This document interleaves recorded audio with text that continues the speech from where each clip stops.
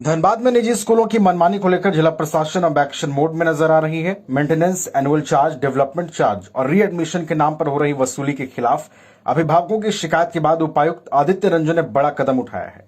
बुधवार को उपायुक्त ने जनप्रतिनिधियों, अभिभावक संघ और निजी स्कूलों के प्रिंसिपलों के साथ अलग अलग बैठक कर स्थिति की समीक्षा की है। बैठक में विधायक राज सिन्हा, अरूप चटर्जी और चंद्रदेव महतो शामिल हुए। जनप्रतिनिधियों ने स्कूलों की मनमानी पर रोक लगाने, एनुअल चार्ज की सीमा तय करने और किताब ड्रेस की खरीद में बाध्यता खत्म करने की मांग भी उठाई। वहीं स्कूल प्रबंधन ने अपने पक्ष में दलील देते हुए कहा कि विद्यालय के विकास के लिए एनुअल चार्ज जरूरी है। बैठक के बाद उपायुक्त ने स्पष्ट निर्देश दिया है कि कोई भी स्कूल एनुअल चार्ज में 10% से ज्यादा वृद्धि नहीं करेगा। स्कूल किताब, ड्रेस या अन्य सामग्री बेचने के लिए बाध्य नहीं कर सकते। साल में 2 बार स्कूलों का ऑडिट होगा। एक नई कमेटी का गठन कर निगरानी रखी जाएगी।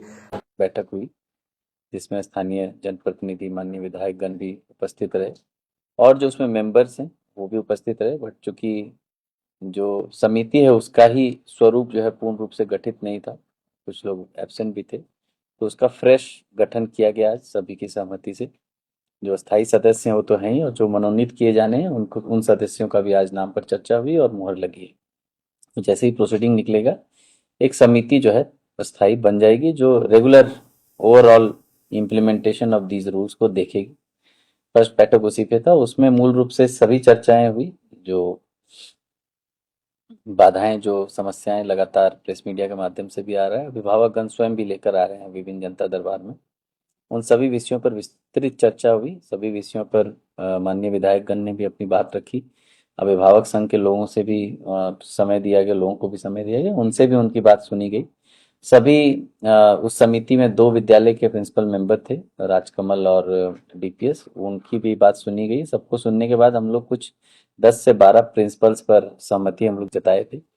उन सभी प्रिंसिपल्स पर सहमति जताने के बाद हम लोगों ने सेकेंड बैठक जो सभी विद्यालयों के एचएम्स के साथ, प्रिंसिपल के साथ, मैनेजमेंट के साथ करी, उसमें सारे बिंदुओं पर बात हुई। मूल रूप से जो एनुअल फी है उसका प्रॉपर बाइफर्केशन की क्या आधार है, उसका एनुअल फी की जो बाध्यता रखी हुई है कि एक ही बार में देना है, उसको तोड़कर क्वार्टरली या हाफ ईयरली, जैसी पेरेंट्स को जैसी सुविधा हो, क्योंकि हर पेरेंट बराबर रूप से सक्षम नहीं होता है, तो जैसी सुविधा हो वैसे वो लोग दे पाए, उसका एक मैकेनिज्म तैयार किया जाए।